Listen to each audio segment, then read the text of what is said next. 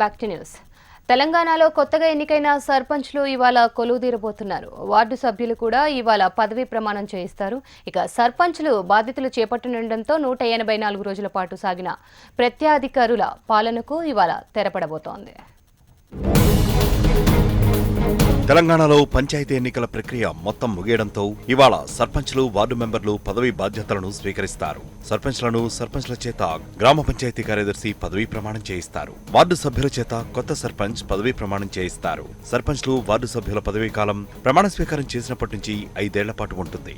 తెలంగాణ పంచాయతీ ఎన్నికల్లో ఎక్కువ మంది కొత్తవారే సర్పంచ్లుగా ఎన్నిక కావడంతో విధులు, అధికారాలు, బాధ్యతల గురించి ఈ నెల 11 నుంచి మార్చి 1వ తేదీ వరకు జిల్లా వారీగా ప్రత్యేక శిక్షణ ఇస్తారు. తొలి విడత శిక్షణ ఈ నెల 11వ తేదీ నుంచి 15 వరకు, రెండో విడత శిక్షణ 18 నుంచి 22 వరకు, మూడో విడత ఫిబ్రవరి 25 నుంచి మార్చి 1 వరకు ఉంటుంది. కొత్త సర్పంచులందరికీ ఈ శిక్షణా కార్యక్రమాల్లో పంచాయతీరాజ్ చట్టంపై అవగాహన కల్పిస్తారు.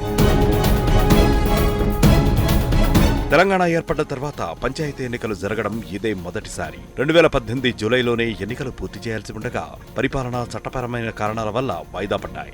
ఎన్నికలు 5 నెలలు ఆలస్యంగా జరిగాయి. సర్పంచ్ల పదవీ కాలం జూలైలో ముగియడంతో గ్రామాలు స్పెషల్ ఆఫీసర్ల పాలనలోకి వచ్చాయి. గత ఏడాది ఆగస్టు 2 నుంచి 184 రోజుల పాటు ప్రత్యేక అధికారులు పంచాయతీల పాలన చేశారు. ఇవాటి నుంచి పంచాయతీల పగ్గాలు ప్రజాప్రతినిధుల చేతుల్లోకి వస్తాయి.